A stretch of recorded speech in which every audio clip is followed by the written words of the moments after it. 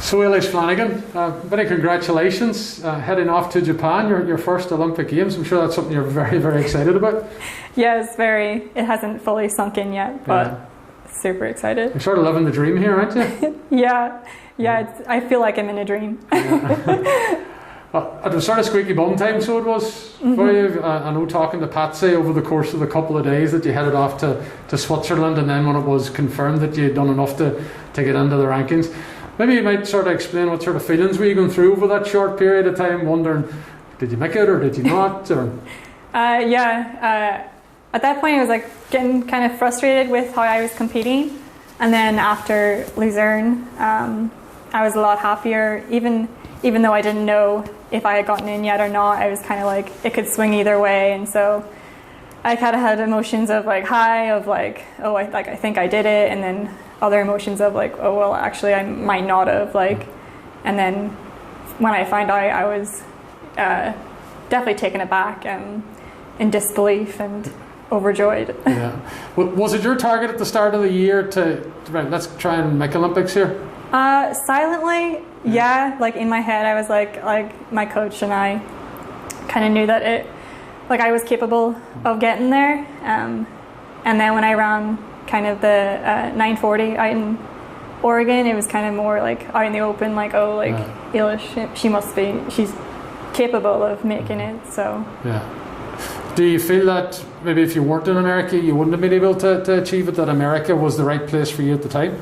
Yeah, no, I've came on leaps and bounds in America. I think it's not for everyone, but I think I've thrived in that kind of environment, and got a lot of opportunities out there to get me to here now. So yeah, I think it's helped a lot. Yeah, and obviously your sister is along with you out there, which helps. You weren't on your own, and you two guys have been running fantastically out there. So you have, because she's got the record as well.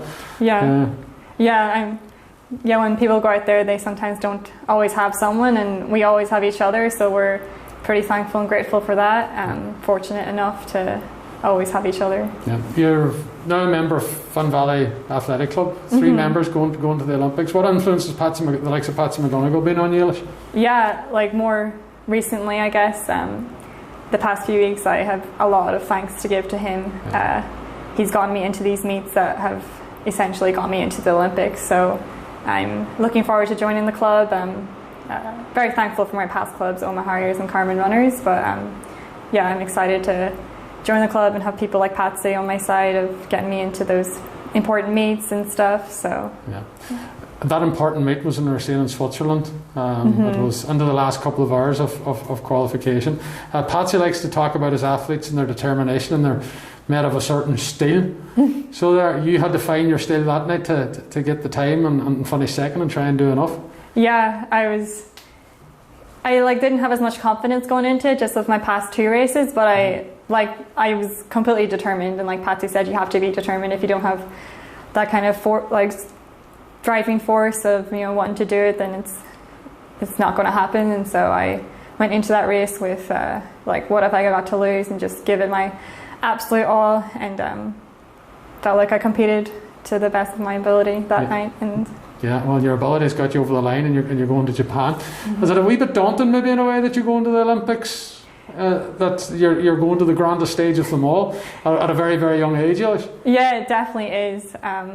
Just because I've never had a senior Irish vest before, and so the first one being the Olympics it's overwhelming, and it's going to be a daunting experience, but a great experience nonetheless. Yeah, because it's all about learning now for you. It's such a young athlete, and getting Olympics under your belt so young can only, as what would you say, be a great foundation for years to come. Yeah, definitely. I think this one will be definitely more of a learning experience, and kind of just like